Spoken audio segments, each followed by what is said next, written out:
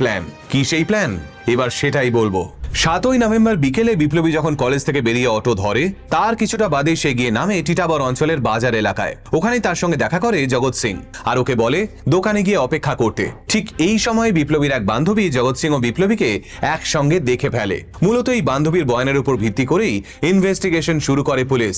বিপ্লবী দোকানে গিয়ে কিছুক্ষণ অপেক্ষা করার পরেই দোকানে ঢোকে জগৎ সিং আর তারপর কথা বলতে বলতে আচমকায় বিপ্লবীর উপর ঝাঁপিয়ে পড়ে সে।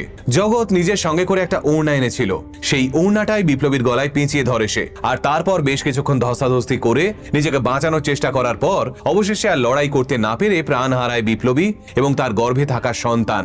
আর এই পুরো সময়টায় দোকানের ডালা নামিয়ে বাইরে দাঁড়িয়ে পাহারা দিচ্ছিল জীবন ও কৃষাণ।